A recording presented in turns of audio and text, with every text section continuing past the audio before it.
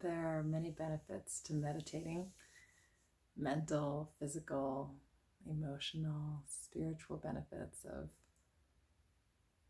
that come as a result of meditation. And meditation is hard, especially when we're fighting the mind, trying to make it stop thinking, because that's the nature of the mind. Like in Kung Fu Panda, when the guy says, this peach seed can only grow a peach tree. It's the nature of the seed. The nature of the mind is just constantly thinking. It's constantly in motion. And to attempt to, block it from thinking is like putting a lot of rocks in a river. It just becomes turbulent, or it finds a way to keep moving. I like to think of meditation like being by a river, and to step into the observer role, where we just sit or stand on the bank and we just watch the mind. But when we get in the water and we follow a thought down the river, then we're participating in the attachment of the thought, and we're no longer witnessing ourselves. We are identifying with the ego. Like, this is me. This is my reality. This thought right now that I'm following becomes our experience. And so knowing that the river won't stop flowing,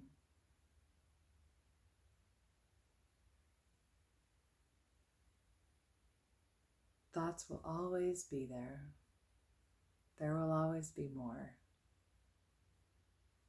Sometimes when we're standing on the bank, the shore, and we notice a thought coming, and then we think, I wonder what will come next.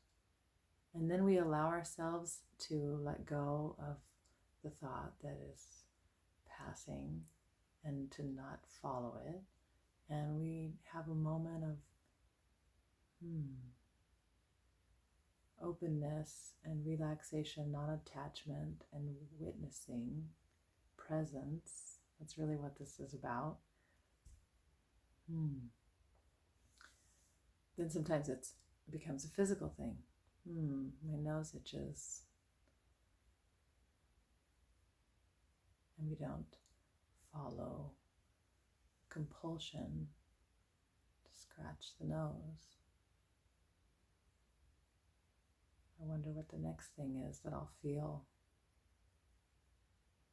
Now my leg is hurting. Our ego is so good at getting us to get out of the observer role and into identifying with the ego as self. And the ego keeps us alive. Oh, look, my nose itched. And I didn't think before I scratched it. I did it without thinking first. That's a good example of reaction and not responding. Interestingly enough, as this kind of what's the word for opposites? It's like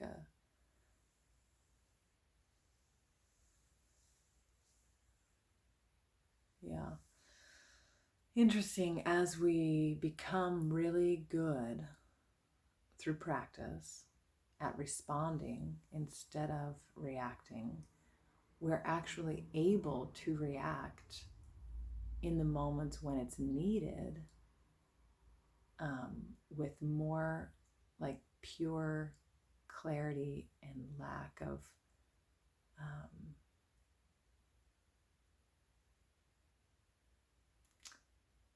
doing it because of the past, and actually reacting to what's happening in the present moment. So as we get more skilled and practiced at responding versus reacting. When times come up where we do need to react, because sometimes that happens where we actually need to have a fast reaction to something that's happening in the present moment, we're more able to do that based on what is needed in the moment, based on what is needed for love to be present and included, for to react in a way that is mindful and sensitive to the fact that we're all connected and that we're all affecting each other.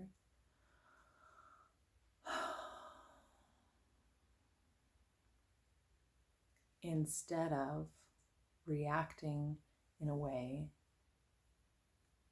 that's based on the past, that's based on the illusion of separateness, of disconnection.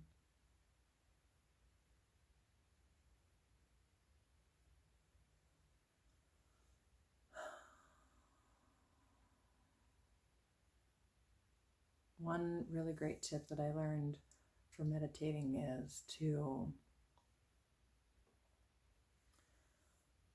notice my hands and my feet. Just to feel the aliveness of my hands and my feet. And when I started doing that, I was much more able to be very present. It gave me a tool of what's referred to as being grounded, which to me means being in our bodies. Another great tool that I've used recently is proprioception, which is the awareness of where our body ends and where other material, tangible, stuff begins. Like, for example, the distance of my face to my phone, the distance between my shoulders, the distance between the back of my head and the wall of the room. I would intuitively, if I were to walk backwards, I could build this skill of intuitively knowing when to stop based on the size of the room and the size of my body and the size of my steps. And this is a skill that we all possess.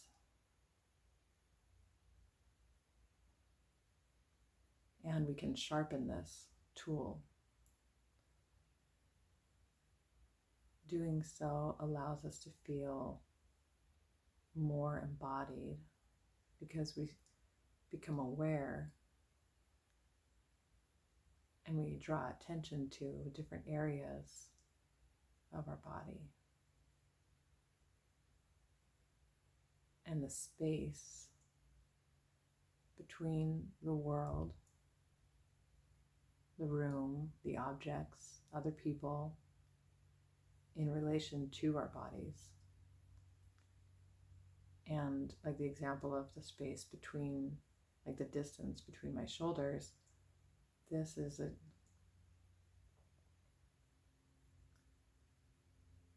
imagining that space, being aware of the space, the distance between my shoulders.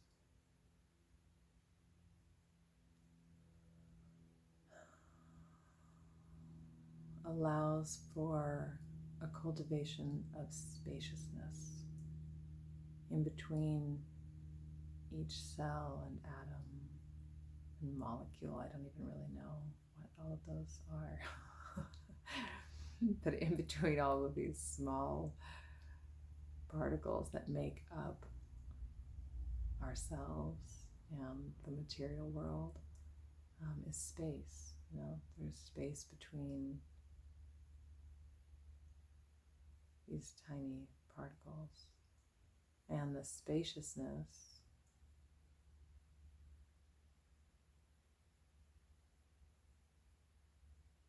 I think is like this way of getting our minds to open up,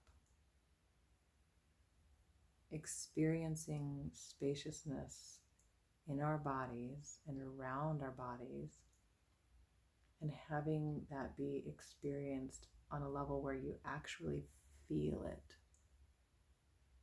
I think this is a tool that can be used to help train our thinking, which sometimes is so repetitive and limited.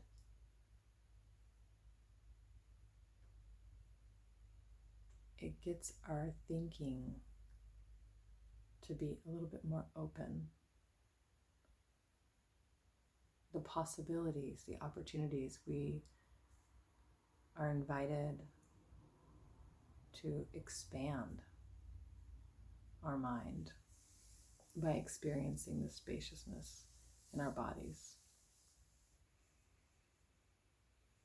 Another tool that I use for embodiment is just feeling my body with my hands, like feeling the texture of my arms and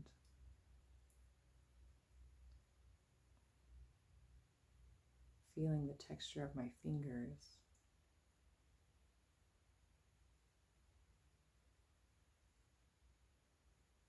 On my arms, and the difference. The texture feels different here than it did up here, and noticing the difference really puts me into my body. It's also very just relaxing.